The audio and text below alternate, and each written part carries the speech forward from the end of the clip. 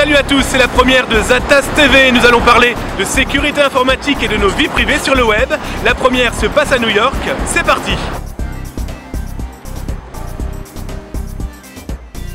Pour ce premier numéro de Zatas TV, allons nous pencher sur l'arrestation orchestrée par l'oncle Sam à l'encontre de plusieurs membres du groupe Lutz Security.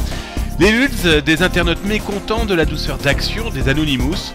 Une bande qui va décider de s'attaquer à tout ce qui bouge sur la toile afin de montrer que la sécurité sur le web n'est qu'une vaste blague. Parmi leurs actions, le piratage de Sony, de Nintendo ou encore d'un serveur de la CIA ou du Sénat américain. Mardi 6 mars dernier, les têtes pensantes étaient arrêtées aux USA, à Chicago plus exactement, ainsi qu'en Angleterre et en Irlande. Une affaire lancée après l'arrestation en juin dernier du fondateur des Lutz, un internaute américain, vivant à Manhattan, connu sous le pseudonyme de Sabu.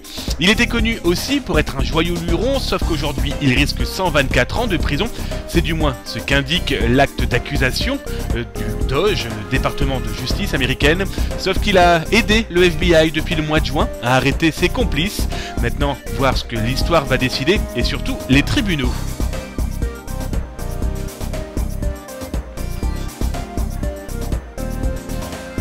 Parlons peu, parlons bien, et si on parlait un peu matos? Et côté matos, un petit focus sur un excellent outil, une première sur iPhone et qui devrait pointer d'ici peu ses bits sous Android. L'outil biométrique de Keylemon, votre visage sert de clé. Vous pouvez configurer n'importe quel accès, que ce soit Facebook, email ou site web. Les actualités sur Zatas, c'est aussi les meilleurs moments qui se sont déroulés ce mois-ci.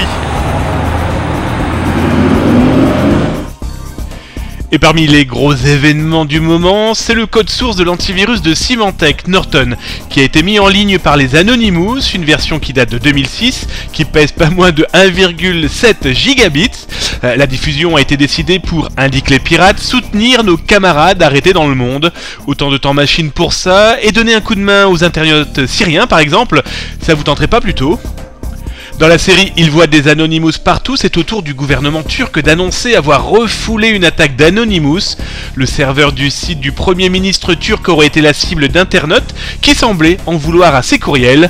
À première vue, pas de cul à l'intérieur. Pendant ce temps, des données privées sensibles appartenant à Panda Security ont été diffusées sur la toile. Email et mots de passe, des mots de passe dont certains étaient chiffrés. En représailles, expliquent les pirates de l'aide apportée par Panda Security dans l'arrestation des 5 têtes du groupe Antisec Lutz. À noter que Panda Security a répondu n'avoir strictement rien à voir avec cette histoire. Allez, Zatas TV numéro 1, c'est fini pour ce mois-ci. On se retrouve le mois prochain, même endroit et même heure.